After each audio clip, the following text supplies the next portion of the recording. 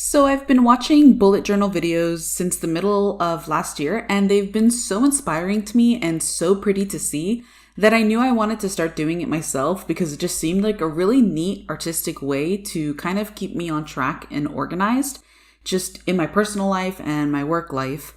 And I wanted to start last year, but there was never really a good opportunity to do so because of so little time. But with the new year approaching, I figured now was the best time of all. So after watching some bullet journal brand review videos, I decided on this beautiful silver moon dot grid notebook with silver gilded edges by Archer and Olive, and I'm so in love with this choice.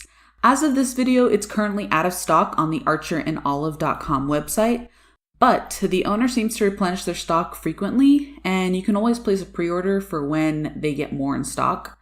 And so the moon and stars on the cover of this is in a silver foil, and the black is like a black linen cover. And as I open it up to the first page, there's a place to put my name, maybe even my address in case it gets lost, along with the Archer and Olive logo below. It also lays completely flat when you're smack dab in the middle of the book, which I show. And that was a plus for me because if you don't have a journal that lays flat, you're gonna struggle.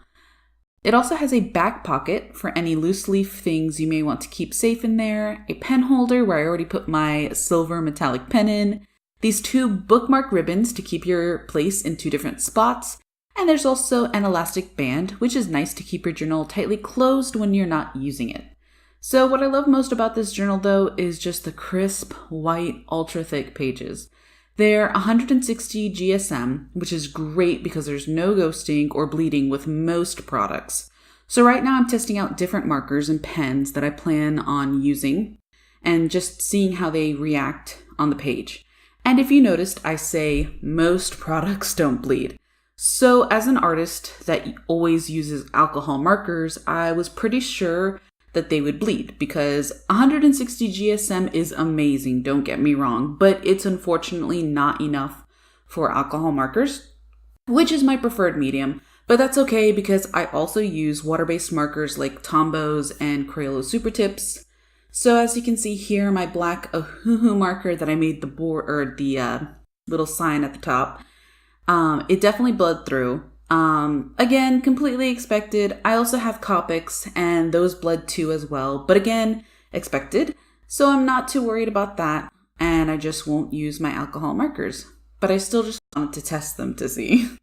So this is the second to last page in the notebook and I'm glad I did this testing page because as I keep getting more pens and markers and fine liners, this is definitely where I'll be able to test them out. So I highly recommend, no matter what journal you purchase, always set up a page at the end to test out different supplies. So you're not shocked when you're in the middle of creating a masterpiece and you find that it's heavily ghosted or even bled through. Every other marker and pen seemed to work great except for the Sharpie one. It didn't bleed through, it just ghosted a bit. And it's kind of hard to see in the video, but that was a little surprising.